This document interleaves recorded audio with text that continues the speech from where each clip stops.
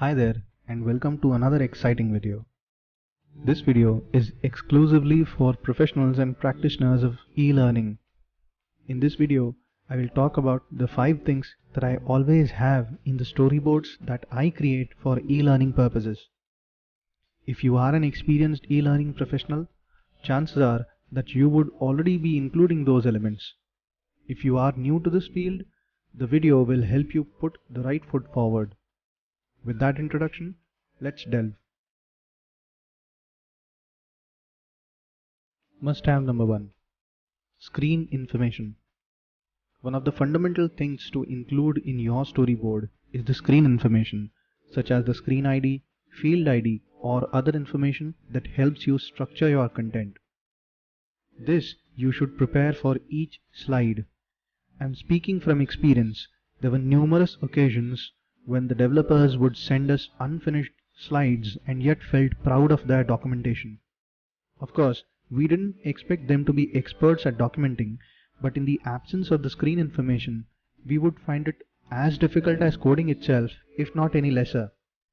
Also, carefully consider how you would want to number your slides in the storyboard. I say so because you will most likely reorder your slides deck throughout your project, so make sure that your slide deck allows for that scope with the numbering scheme. Must-have number 2. Text. When it comes to documentation, only placing the correct information isn't sufficient. You must ensure that you reduce the gap between experimentation and accomplishment. That is why it is important for you to also focus on the on-screen text. Your on-screen text is your viewer's passive source of learning, even if they interact based on it.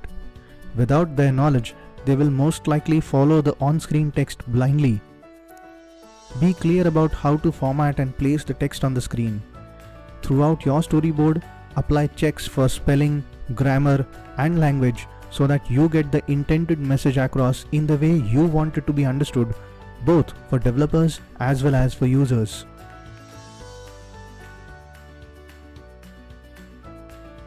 Must-have number 3. Image. Make sure that you equate your message with the graphics that your software, application, or interface uses. Each slide should have its own storyboard where you paste the screenshot of the slide before beginning weaving the story around it. If your developer is going to place the images for the storyboard, ensure that they align the purpose of the text with the intent of the images. So long as you are the one who equates the text with the context, you are good to go. Must-have number 4. Navigation. Navigation is seen as the biggest contributor to the success of your application, but it oftentimes is the biggest distraction and impediment to a pleasant and smooth learning experience as well. So create a clear and easy click path through the course. Ensure that all branches within your e-learning course have their own set of objectives and each one links to the bigger objective of the e-learning path itself. So long as each learning pathway is interlinked in a non-distracting way, you can set up a course with complex structure and yet have your users run through it successfully.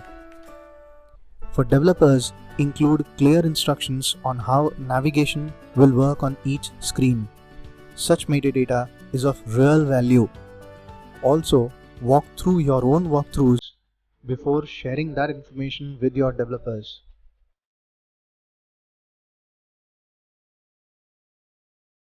Must-have number 5.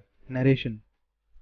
Audio can really add variety and interest to web-based training. For correct pronunciations, pauses, and projections, add the narration script to your storyboard as well as notes for how to sync it with the on-screen text. If required, include points for developers to know what is required from the narration and the narrators. If you are using other types of audio, such as sound effects or background music, put that information in your storyboard. If your developers are accessing such resources from a centrally accessible location, share its path and access instructions as well. Here's one format that I recently used for one of the projects. Since we were focusing on building familiarity with a new methodology, we had also used a lot of animations and slide transitions in our presentations. And since the videos were long, we also included learning checks at regular intervals. Such techniques helped us keep the learning progress in check. And later, we came to know that people loved the way we taught them the new methodology. In summary, I did include my 5 must-haves for an e-learning storyboard, that is the screen information, text, images, navigation and narration for each slide. As you will see, there are other things that you can include in your storyboarding template, but in most occasions, you can do with just these 5. I hope that you liked our today's topic and are eager to explore the scope of implementing it in your own projects. If you've liked this video, please subscribe to my channel. I look forward to seeing you in the next video. Bye for now.